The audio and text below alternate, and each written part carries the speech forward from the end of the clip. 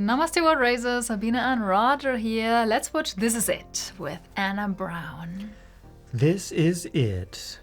What is it? Let's find out. Yeah, so we know literally nothing about Anna. Roger watched a couple of videos a while ago. I peeked into one but did not quite understand what was going on. Anyways, everything changed over the last month, so let's see if I can connect more. To what it is.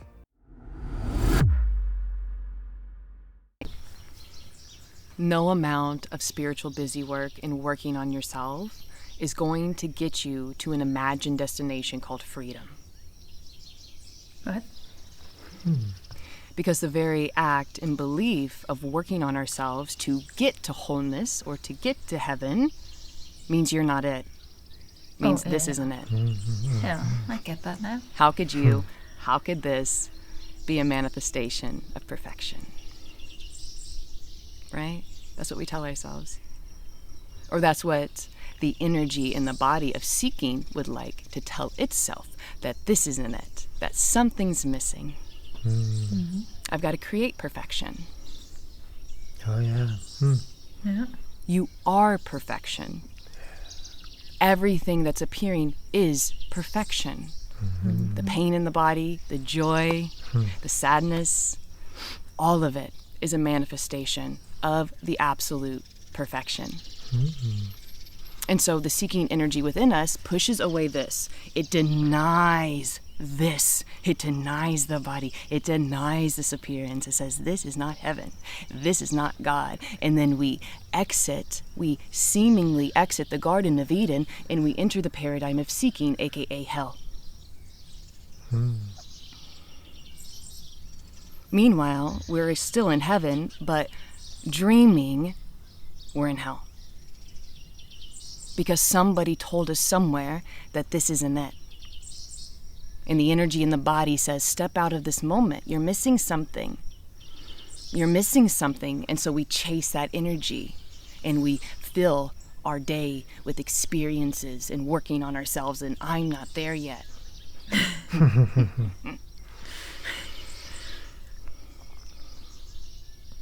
You are here. You're everywhere. But you're not going to know you in the sense of an object, because who you really are isn't an object. All of this is a huge mystery. And to say you know it is actual arrogance. It's truly arrogant to say that we know what this is, because we don't. We make up stories to make us feel better about what this is, like we're on a journey for wholeness. That's just to make the personal sense of me feel better, because it doesn't know what this is. Nobody knows what this is. In order to know it, you got to be separate from it. And separation doesn't exist, you see? It's so complicated. And so the unknown is home. The unknown is the mystery. Unknown is heaven. Known is ego. I know where I'm going. I know I'm doing really good. Who knows that? This is about unknowing. It's about undressing the self, taking off all those masks and costumes and belief systems that we have been spoon-fed. How little do we investigate the beliefs we've been spoon-fed? How little. Well, I heard someone say that we're on a journey and we're here to do this and this and this and this and this, and I just feel awful. Because you're not on a journey. That's why you feel awful. Because you're not meant to bully yourself and try to correct and fix things that aren't broken. Nothing is broken. It's just a belief system. This is heaven. The yin and the yang. All of this is harmony, darkness and light. All of it is a manifestation. It's an orgasm of sound and light. It is perfection. Wow. But don't ask your mind. Don't ask memory. You can't see who you are. Because you're not a thing. You're not gonna, I caught God. I caught enlightenment. I got it. Not gonna happen. Totally an illusion. It's like trying to catch the wind. It's not gonna happen. You're not gonna get this. You're not gonna figure it out. It's the mystery. It's the innocence. It's the childlike wonder of the true nature we are. Of what is.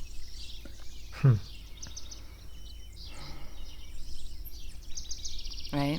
And so knowing is quite literally eating the apple from the Garden of Eden and going into knowledge. I know what's going on here. I know this. I know God. I know this, and this. And then we get casted out of the Garden of Eden, right? Or it seems that way. We're not really. It seems that way, out of the purity, out of the innocence, because we think we know. Arrogance. Arrogance. We don't know anything. And this is why devotion or bhakti energy, beings of like, I don't know, or just opening up and praying and giving it to a higher power, is because it's that surrender of I have no idea. But even to say there's a higher power is illusory, because there's just what's appearing. Everything is the higher power. Your confusion, your depression, your fear, your pissed off energy, all heaven emerging, all absolute perfection, all harmony. All harmony. It's all balanced. You know, and fear is not bad. Like, nothing is bad. We're conditioned that fear is bad. We're conditioned that that is bad and that that is good. And so if we have fear in our body, we're conditioned to, ooh, something's wrong with me. Something's really wrong with me. I got to fix it. My vibration's low. I got to change this and this and this and this so that I can feel better. But fear and sadness and these dense energies, if you really look at them and you go into them with presence and you have like a childlike wonder of like, what is this? Don't even call it fear. Don't even call it depression. Just, what is this? Be curious like a cat and go in there. It's all the same energy, expressing in different ways. And you'll see that when you go into it. Mm-hmm. Get curious. Mm-hmm. Get curious. Don't think you know anything. Or you can think, but that's still you dreaming that you know everything, and it's, yeah, whatever. And so I just invite you back into the mystery of I don't know. Wipe those lenses clean. And observe the urge to try to figure everything out. Observe the urge to point, to blame, to try to fix and try to heal. Notice that energy. Notice that energy. That's the veil. That's the veil. That's the veil. Covering up what is. And what is vibrating perfection. And so that's it. You're not broken. You are perfection. This is perfection. I love you. Namaste. Namaste. Namaste. Great perfection. The great, great perfection is all there is. So yeah, that was pretty deep. She reminds me of a female Bentino. Yeah. Right? Even her giggle, her laugh, which she was getting, you know. So one contradiction, but it depends on what point she's trying to get across, because that seeking impulse, where Bentino will say, never lose your seeking impulse, she's saying there's nothing to seek, right? But, you know, on the journey, like, we have to accept that, you know, there is an end game. And yeah, it is the realization of the perfection, but you don't want to cause more delusion to say, even in your deluded ego state where you're angry and miserable and traumatized and you hate the world, to call that as, oh, I'm perfect just like this. And then to stay really in those low levels of consciousness and then to call that perfection, I think that's just adding another delusion, right? So you got to see that the perfection is the realization that everything is perfect the way that it is, and then that will allow you to let go of those low states to realize and to become more loving. Because honestly, you know, the perfection that she's talking about, the completeness of it is the bliss, is the joy, is the love, is the compassion that is just free flowing, you know, when you're in the state, you know, that she's portraying in this video, where it's just realizing it, right? And then so you still need to seek that. And then, so she also talked about the curiosity of the cat. She's like, be curious like a cat. So I see that.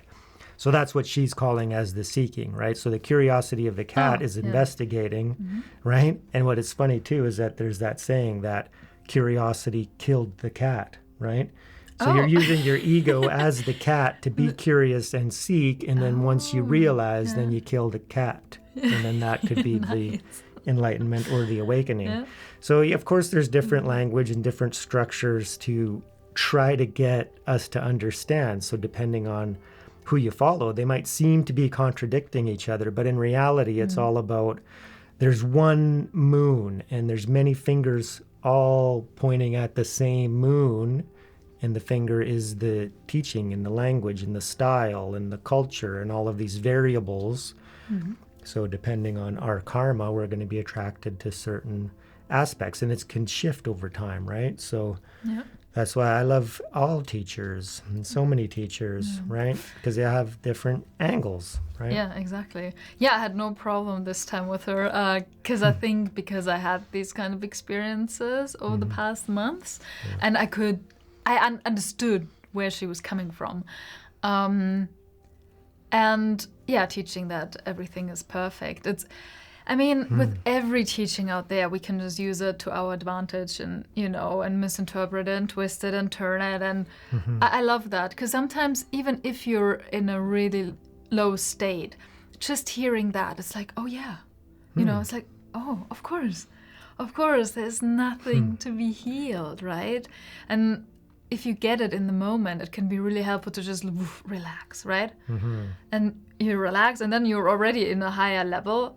And then you know there's nothing to be healed, and yet you're going through stuff which needs to be looked at, right? Yeah. So if understood correctly, I think it's a beautiful reminder. Yeah, and then the healing will happen because Exactly. at a certain level, there's nothing to be healed because at a certain level you're complete and you're perfect.